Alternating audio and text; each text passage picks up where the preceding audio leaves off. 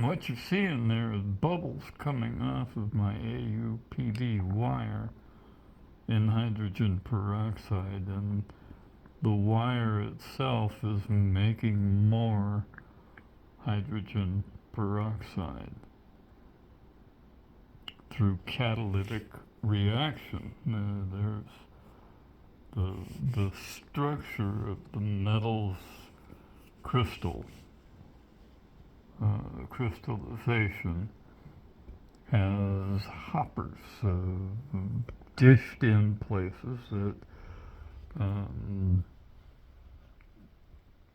go down to the atomic size even, and they squeeze things together or separate them. And in this case, it's squeezing two oxygens together, and the two hydroxyls form hydrogen peroxide, H2O2. In a catalytic reaction, which means that you don't have to put in any extra energy or anything. It's just happening all by itself. And you can actually watch it happening.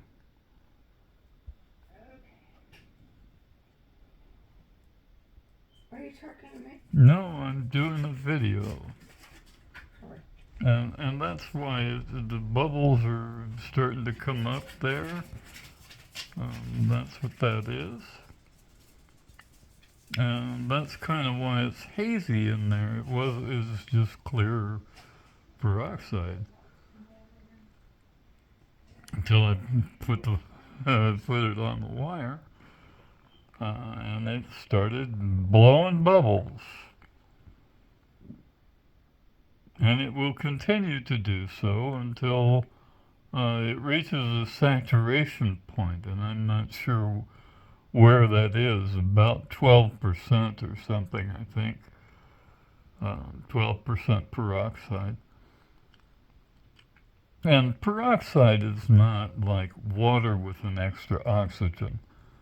It's two hydroxyl ions, that is an oxygen and a hydrogen, joined at the oxygens, and that bond is unstable and breaks down over time, and that's like when you put hydrogen peroxide on a cut or something, or even just stick it in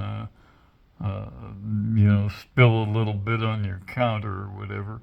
It bubbles, and that's why the bubbles are those hydroxyl ions separating in the peroxide into hydrogen oxygen gas, and they go up into the atmosphere and turn into water vapor.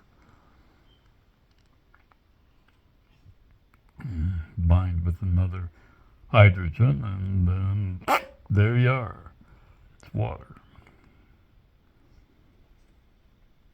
And hydrogen oxygen gas is actually pretty useful because you can burn it.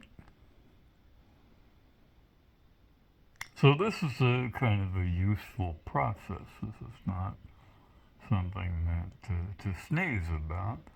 And I'm just playing right now. I'm seeing what works, and I have a bottle around here some damn place. Hang on.